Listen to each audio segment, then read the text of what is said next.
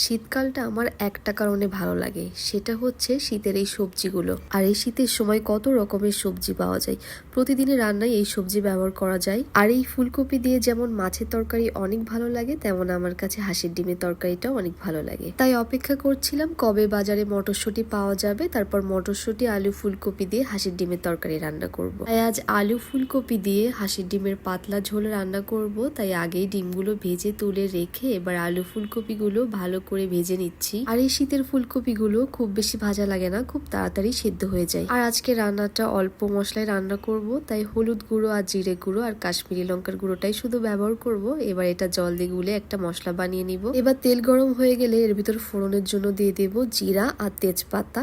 এবার দিয়ে দিব বানিয়ে রাখা মশলাটা। তারপর এই মশলাটা একটু ভালো করে কষিয়ে নেব। আর এখানে আমি আর কোনো লবণ ব্যবহার করব না, যেহেতু ডিম আর আলু ফুলকপি ভাজি করার সময় ওটাতে আমি লবণ দিয়েই ভাজি করেছি। এবার মশলার ভেতর ডিম আলু ফুলকপি গুলো একসাথে দিয়ে ভালো করে একবার মশলার সাথে এগুলো কষিয়ে নিব। আর এই কাশ্মীরি লঙ্কার গুঁড়ো দেওয়াতে কি সুন্দর একটা কালার চলে এসেছে তরকারিতে। ভালো করে কষানো হয়ে গেলে এবার সবজিগুলো সেদ্ধ করার জন্য এটাতে দিয়ে দিতে হবে পরিমাণ মতো জল। ঝোলটা একটু ফুটে গেলে এর ভিতর ঝালের জন্য দিয়ে দিব কাঁচা লঙ্কা। আর শীতের সব থেকে পছন্দের সবজি মটরশুঁটি, এগুলোও এখন দিয়ে দিব এটার ভিতর। মটরশুঁটিগুলো যেহেতু তাড়াতাড়ি সেদ্ধ হয়ে যায়, তাই মটরশুঁটিগুলো একটু পরেই দিয়েছি।